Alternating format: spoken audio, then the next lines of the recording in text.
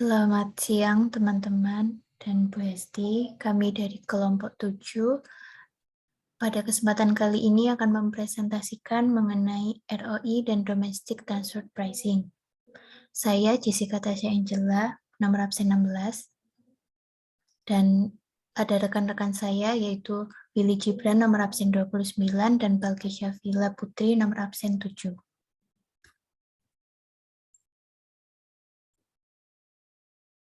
Topik pembahasan kali ini ada dua subtemanya, yaitu yang pertama ROI dan yang kedua the Domestic Transfer Pricing. Untuk ROI sendiri, kita akan menjelaskan mengenai divisi dan komponen ROI. Yang kedua, contoh studi kasus terkait evaluasi dan analisis strategis menggunakan ROI. Yang ketiga, persoalan ukuran ROI. Yang keempat, aset yang dilibatkan dalam perhitungan ROI. Yang kelima, pengukuran investasi, baik melalui alokasi bersama maupun nilai lancar. Dan yang terakhir adalah masalah strategis dalam penggunaan ROI. Untuk yang kedua, subtema yang kedua adalah domestic transfer pricing. Yang pertama kita akan menjelaskan definisi dan ilustrasi transfer pricing itu sendiri. Yang kedua, dampak transfer pricing. Yang ketiga, penetapan transfer pricing. Yang keempat, tujuan penetapan transfer pricing. Yang kelima, metodenya dan juga keuntungan serta kelemahannya. Berikutnya, langkah-langkah memilih metode transfer pricing yang tepat dan yang terakhir, aturan umum transfer pricing. Sebelum memasuki topik ROI itu sendiri, kita akan mempelajari mengenai 5 langkah dalam menilai kinerja keuangan unit-unit investasi strategi. Semakin berkembangnya perusahaan itu, maka biasanya perusahaan akan mendesentralisasi dan mengorganisasikan perusahaannya menjadi pusat biaya, pusat laba, dan investasi, sehingga perlunya pengembangan pada sistem pengukuran kinerja pada perusahaan. Untuk 5 langkah itu sendiri adalah menentukan isu-isu strategis yang melingkupi permasalahan. Yang kedua, mengidentifikasi tindakan-tindakan alternatif. Yang ketiga, mendapatkan informasi dan melakukan analisis terhadap tindakan alternatif yang telah dibuat. Yang keempat, memilih dan mengimplementasikan tindakan alternatif yang diinginkan. Dan yang terakhir, menyediakan evaluasi secara terus-menerus dari efektivitas 4 langkah yang telah dilakukan. Untuk berikutnya, kriteria untuk evaluasi alternatif pengukuran kinerja keuangan untuk pusat investasi. Yang pertama itu sejauh mana ukuran tingkat tinggi memotivasi level yang tinggi dari usaha pada bagian para pimpinan subunit. Yang kedua, sejauh mana pengguna ukuran memberikan hasil dalam kesesuaian tujuan. Dan yang ketiga, sejauh mana ukuran itu memberi imbalan yang cukup kepada para pimpinan atas usaha dan kemampuan mereka, dan juga efektivitas setiap keputusan yang telah dibuat. Nah, untuk topik yang pertama adalah ROI. ROI sendiri merupakan indikator kinerja keuangan untuk pusat investasi, yang mana semakin besar rasio presentasinya, maka ROI itu akan bagus. ROI sendiri itu terdiri ada komponennya dua, yaitu ROS dan juga AT. ROS sendiri adalah Return on Sales, yang artinya laba atas penjualan, yang fungsinya itu mengukur kemampuan direktur dalam mengendalikan biaya-biaya dan menaikkan pendapatan untuk meningkatkan profitabilitas. Dan yang kedua, ada asset turnover atau perputaran aset, yang berfungsi sebagai mengukur kemampuan direktur untuk menaikkan penjualan dari tingkat investasi yang diberikan. Untuk rumusnya sendiri, ROI itu sama dengan ROS kali AT, dan ROS itu ditemukan dari keuntungan dibagi penjualan, dan AT adalah penjualan dibagi aset. Perusahaan yang operating leverage-nya tinggi, maka AT-nya akan rendah dan ROS-nya tinggi. Dan perusahaan yang operating leverage-nya rendah, maka AT-nya tinggi dan ROS-nya rendah. Nah, berikut adalah contoh studi kasus terkait di perusahaan terkait evaluasi dan analisis strategis menggunakan ROI. Jadi ini merupakan perusahaan Star Company yang merupakan retailer yang memiliki 3 produk, yaitu ada komputer, perangkat lunak, dan QuietBook. QuietBook-nya sendiri terkait mekanisme penggunaan komputer itu sendiri. Nah, ternyata manajemen ini perusahaan menginginkan kenaikan penjualan dari tahun 2009, sehingga manajemen ini akan melakukan evaluasi menggunakan ROI, yang mana setiap produk tersebut dianggap sebagai pusat investasi. Seperti data yang telah datanya pertamanya adalah seperti ini, ada laba, ada investasi, dan juga penjualan. Kemudian kita akan mencari ROS-nya terlebih dahulu dan mencari AT-nya, baru kita akan mencari ROI-nya. Dari data berikut ini, kita memperoleh kesimpulan bahwa ROI ini mengalami penurunan dari 14,4% ini menjadi 13,5%, yang disebabkan terjadinya penurunan pada ROS. Jadi ROS-nya ini, laba atas penjualannya menurun dari 6,1% menjadi 5,1%. ROI sendiri mengalami penurunan yang tajam ada pada produk komputer. Terlihat 2009 itu 4% dan 2010 itu ada 2%, jadi menurun sekitar 2%. Nah, dengan begitu ada analisis strategis yang dilakukan manajemen. Ya, dengan cara mengganti unit produk yang membuat ROI itu menjadi turun dengan produk yang lebih potensial. Dari kasus ini, komputer yang mengalami penurunan pada ROI, yaitu dari 16% menjadi 8%, jadi setengahnya. Sehingga untuk Star Company bisa mengganti unit komputer ini dengan unit produk yang lebih potensial seperti printer, gadget, atau yang lainnya. Atau bisa juga dia mengurangi unit produk komputer itu sendiri. Dan bisa dilihat juga perangkat lunak ini merupakan bisnis yang paling menguntungkan bagi perusahaan, karena dia mengalami kenaikan sebesar 5% ROI-nya, dari 15% menjadi 20%.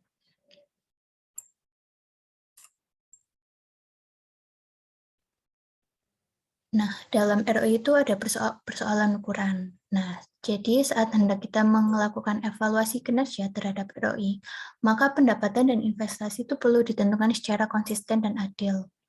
Yang dimaksud dengan konsisten itu sendiri adalah diukur dengan cara yang sama untuk semua unit. Jadi semisal tadi unit komputer dan juga ada perangkat lunak, maka jika dari awal sudah diukur melalui FIFO, maka semua persediaan diukur dengan cara metode persediaan yang FIFO atau yang LIFO. Dan yang kedua ada adil. Adil ini adalah diukur dengan cara proporsional untuk semua unit. Misalnya jika beberapa unit memiliki aset yang lebih lama dibandingkan yang dimiliki oleh unit lainnya, maka penggunaan NPV untuk aset secara signifikan dapat membuat ukuran ROI menjadi berat sebelah atau tidak proporsional dalam menyokong unit-unit yang lebih lama. Terima kasih atas perhatiannya. Berikutnya akan saya serahkan kepada rekan saya, yaitu Saudari Balkis. Baik, terima kasih. Di sini saya akan menjelaskan tentang aset yang dilibatkan dalam perhitungan ROI, yaitu jika aset yang pasif itu memiliki penggunaan alternatif atau siap untuk dijual, aset tersebut harus dimasukkan dalam jumlah investasi untuk ROI. Demikian juga jika manajemen puncak ingin mendorong pembebasan dari aset pasif ke dalam ROI, akan memotivasi tindakan yang diinginkan karena pembebasan akan mengurangi investasi dan menaikkan ROI. Metode umum untuk menghitung ROI adalah menetapkan investasi sebagai biaya bersih aset dengan usia yang panjang ditambah modal kerja. Misalnya, aset ini dikurangi pasifa saat ini. Kriteria kunci untuk memasukkan aset dalam ROI adalah tingkatan yang dikendalikan oleh unit. Aset yang disewakan harus dimasukkan sebagai investasi karena mereka merepresentasikan aset yang digunakan untuk meningkatkan pendapatan, dan kegagalan untuk memasukkan aset tersebut dapat menyebabkan satu catatan lebih mengenai ROI yang signifikan.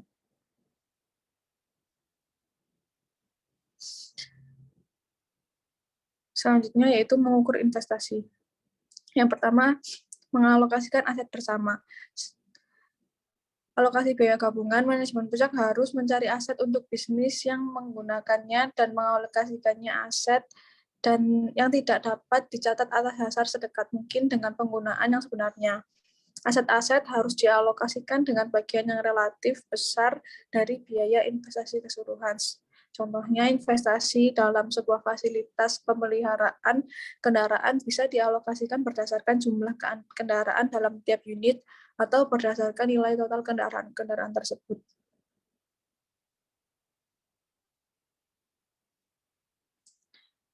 Masih dengan mengukur investasi, ada nilai lancar, yaitu jumlah investasi biasanya adalah biaya historis aset divisi atau historical cost of divisional asset yang didefinisikan sebagai nilai buku dari NBV aset berumur panjang. Nilai buku bersih atau net book value NBV untuk aset yang didapat menyusut adalah selisih antara harga asli aset dan akumulasi depresiasi aset tersebut. Jika nilai biaya historis yang relatif kecil digunakan untuk investasi dalam ROI, hasilnya adalah bahwa ROI dapat dinyatakan secara berlebihan dalam hubungannya dengan nilai aset saat ini. Dampaknya, penggunaan ROI biaya historis dapat menyesatkan para pembuat keputusan strategis karena gambaran ROI yang melambung dapat menciptakan sebuah ilusi profitabilitas. Ilusi tersebut hilang saat aset digantikan kemudian pada nilai saat ini.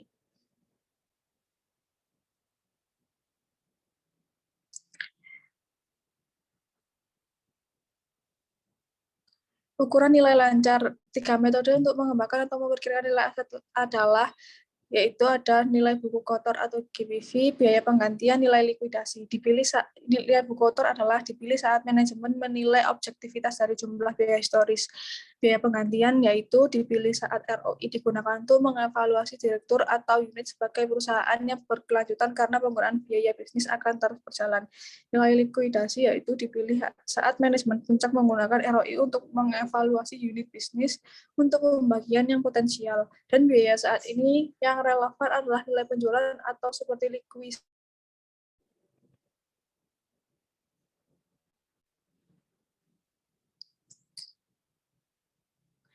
Jumlah investasi biasanya adalah biaya historis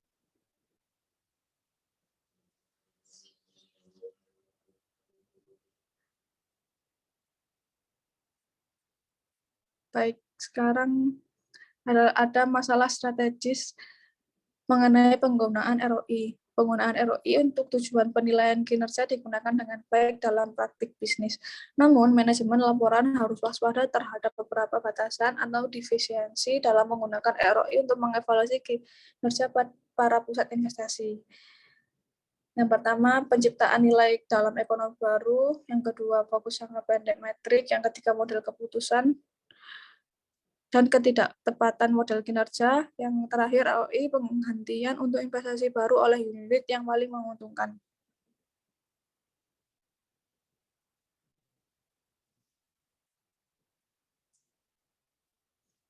Baik, selanjutnya penciptaan nilai dalam ekonomi baru, yaitu perusahaan-perusahaan dalam era tersebut berkompetisi dalam bagaimana mereka mengatur aset fisik mereka secara efektif, seperti pabrik, properti, dan perlengkapan. Penciptaan nilai untuk berbagai perusahaan yang bersaing dalam apa yang didapat disebut ekonomi berbasis pengetahuan meliputi pengaturan aset tidak berwujud.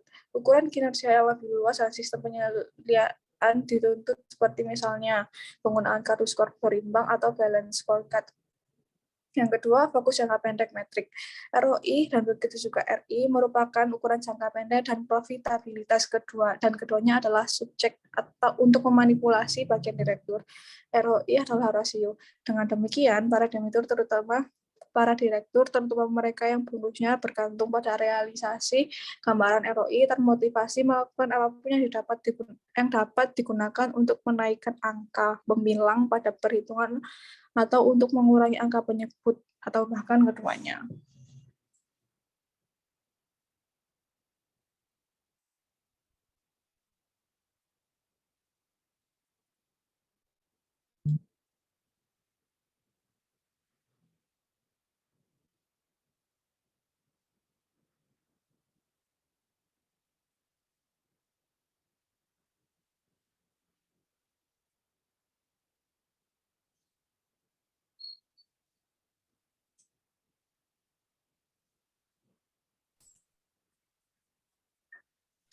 Selanjutnya, model keputusan dan ketidaktepatan model kinerja, yaitu proyek investasi jangka panjang harus dievaluasi dengan menggunakan model keputusan arus kas terdiskonto atau DFC. DCF seperti nilai sekarang bersih atau NPF.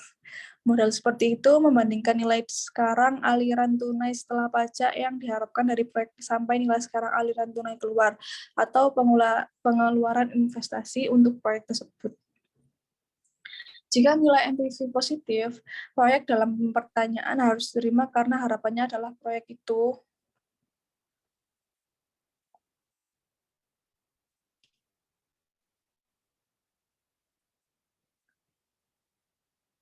mohon maaf sebentar.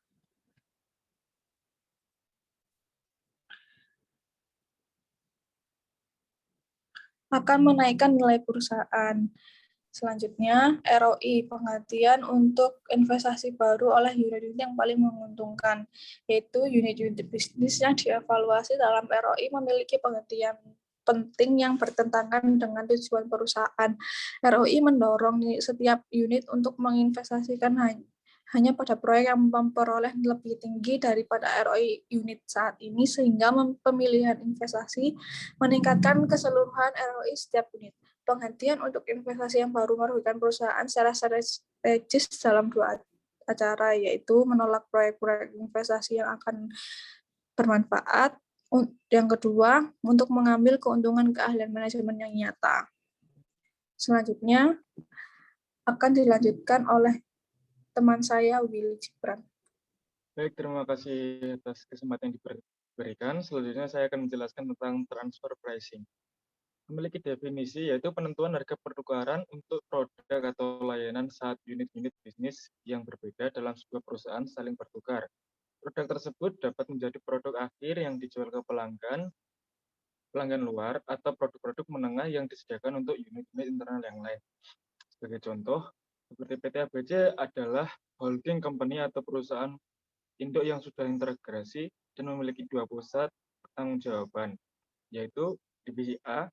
Divisi A bergerak dalam bidang produksi roda sepeda motor yang dapat dijual ke pasar eksternal, namun dapat pula dijual ke divisi B karena roda tersebut menjadi salah satu suku cadang dan produk akhir yang dibuat oleh divisi B. Asumsikan bahwa divisi A kemudian mengirimkan roda ke divisi B untuk diproses. Sedangkan di divisi B maksud saya, roda-roda yang merupakan barang setengah jadi tersebut kemudian digunakan oleh divisi B sebagai bahan baku untuk merakit produk akhir sepeda motor. Suku cadang atau intermediate produk yang transfer secara internal tentulah ada harganya. Produk yang ditransfer antar divisi itulah yang disebut harga transfer.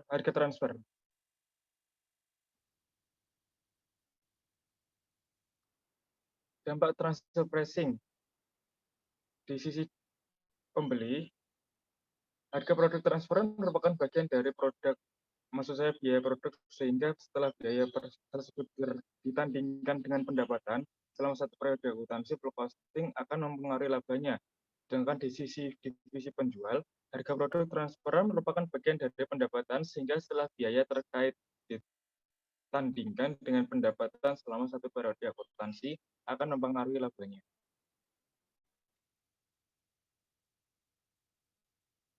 Terus kapankah penentuan transfer pricing dianggap penting? Transfer produk dan layanan antar unit bisnis merupakan hal yang paling umum dalam perusahaan dengan derajat integrasi lurus yang tinggi. Perusahaan seperti itu terlibat dalam sejumlah aktivitas pemuatan nilai yang berbeda dalam rantai nilai. Salah satu cara menggambarkan konteks penetapan harga transfer adalah menciptakan sebuah grafik yang menggambarkan unit bisnis yang terlibat dalam transfer produk dan layanan serta mengidentifikasi mereka di dalam maupun di luar perusahaan, internasional maupun domestik.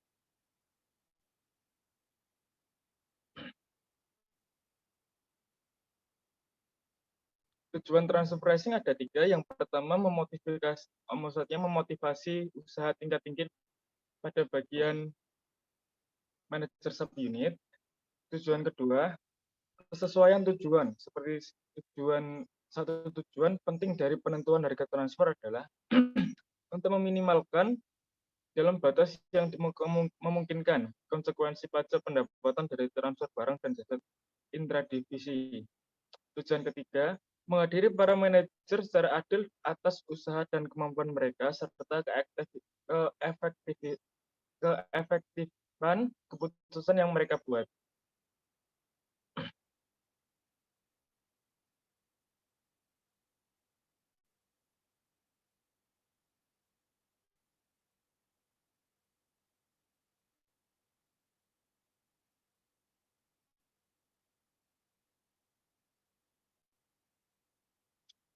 Selanjutnya, metode transfer pricing terdapat 4 metode, yaitu biaya variabel, biaya penuh, harga pasar, dan harga negosiasi.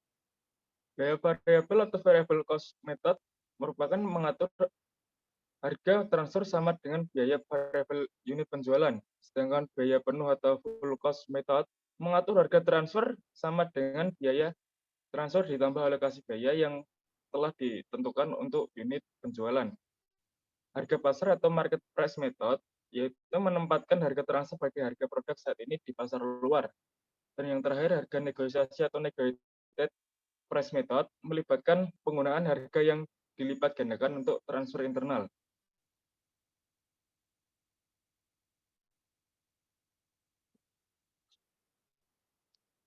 Keuntungan dan kelemahan biaya variabel atau variable cost method yaitu keuntungan yang pertama, memberikan motivasi yang tepat pada manajer untuk membuat keputusan jangka pendek yang tepat, di mana biaya penjualan yang ditetapkan diharapkan tidak berubah.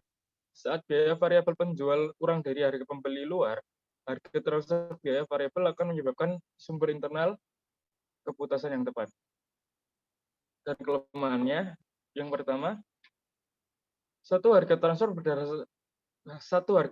berdasarkan biaya tidak sesuai untuk perusahaan desentralisasi yang perlu mengukur profitabilitas dari unit-unit yang otonom. Yang kedua, segmen produksi mungkin tidak cukup teliti dalam mengendalikan biaya yang akan ditransfer. Meskipun penggunaan biaya standar untuk menetapkan harga transfer dapat mengurangi masalah itu. Yang ketiga, harga transfer berdasarkan biaya bukan hanya kurang kegunaannya untuk membuat rencana divisional, memotivasi dan mengevaluasi, tetapi juga kurang memiliki objektivitas yang diperlukan dari standar kinerja yang hak.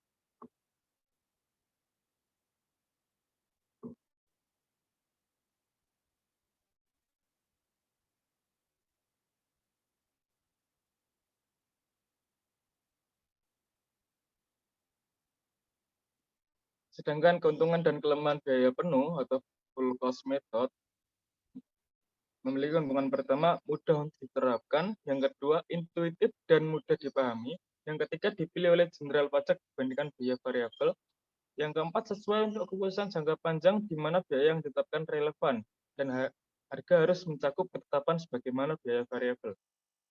Sedangkan kelemahan yang pertama, yaitu satu, harga transfer berdasarkan biaya tidak sesuai untuk perusahaan terdesentralisasi yang perlu mengukur profitabilitas dari unit-unit yang otonom. Yang kedua, segmen produksi mungkin tidak cukup teliti dalam mengendalikan biaya yang akan transfer. Meskipun penggunaan biaya standar untuk penetapan harga transfer dapat mengurangi masalah itu. Yang ketiga, harga transfer berdasarkan biaya bukan hanya kurang kegunaannya untuk membuat rencana divisional, memotivasi, dan mengevaluasi, tetapi juga kurang memiliki objektivitas yang diperlukan dari standar kinerja yang hak.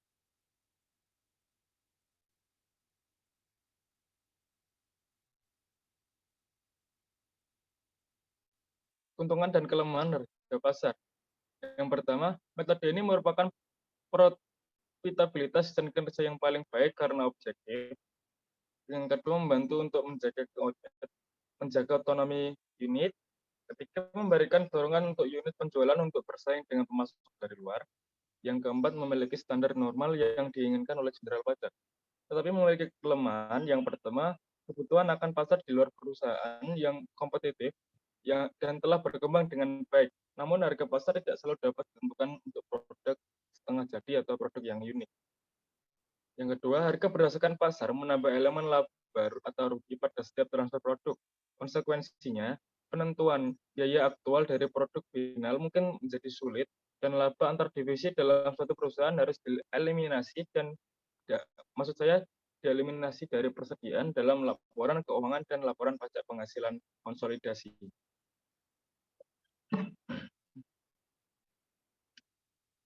Untuk yang terakhir, keuntungan dan kelemahan harga negosiasi atau negotiated price method memiliki keuntungan yang pertama, dapat menjadi pendekatan yang paling praktis saat konflik yang signifikan muncul. Yang kedua, konsisten dengan teori desentralisasi.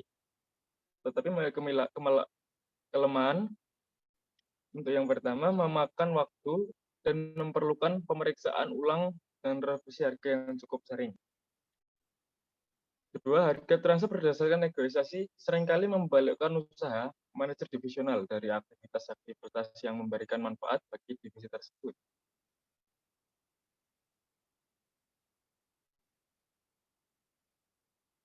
Untuk langkah-langkah memiliki metode transfer pricing yang tepat, di sini ada pertanyaan-pertanyaan.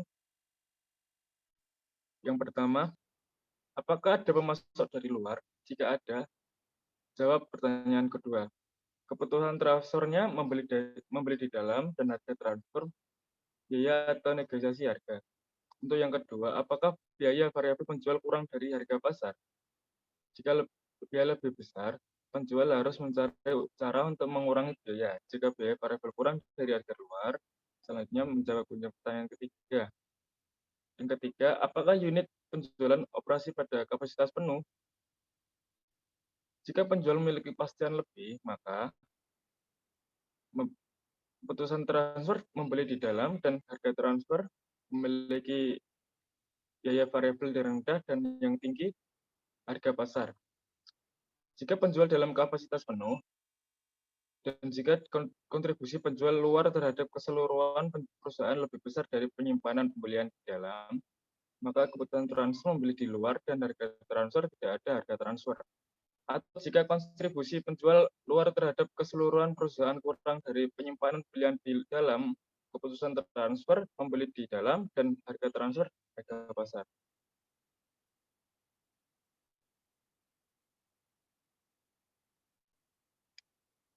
Untuk aturan umum transfer pricing, keputusan transfer harga bisa dimekanisasi sesuai dengan seperangkat aturan. Salah satunya adalah sejauh mana harga pengalihan memotivasi keputusan yang benar dari sudut pandang perusahaan secara keseluruhan.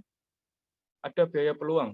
Dari sudut pandang keseluruhan, aturan sebelumnya biasanya akan memastikan bahwa keputusan optimal akan termotivasi dengan harga transfer. Harga minimum spesifikasi adalah jumlah dari biaya saku ditambah biaya peluang jika ada. Di sini, biaya peluang adalah margin kontribusi perusahaan yang tidak jadi jika ada dengan mentransfer secara internal daripada membuat penjualan kepada pihak eksternal. Selanjutnya akan saya kembalikan ke Balkis Syafila. Terima kasih.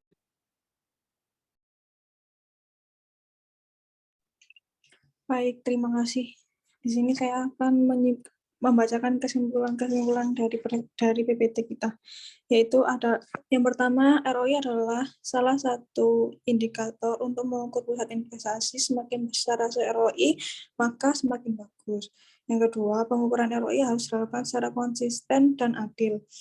Yang ketiga, pengukuran investasi dapat dilakukan dengan pengalokasian bersama nilai lancar. Yang keempat, dalam penggunaan metode ROI terhadap masalah-masalah yang muncul, yaitu penciptaan nilai ekonomi baru, fokus jangka pendek metrik, modal keputusan dan ketidaktepatan modal kinerja, dan yang terakhir, penghentian untuk investasi baru. Yang kelima, ada transfer pricing, merupakan harga yang timbul ketika terjadi transaksi pertukaran barang dan jasa antar bagian atau anak perusahaan dalam satu grup.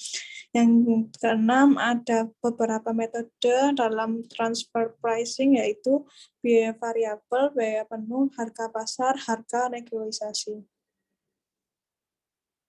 Terima kasih atas perhatiannya. Kurang lebihnya mohon maaf. Wassalamualaikum warahmatullahi wabarakatuh.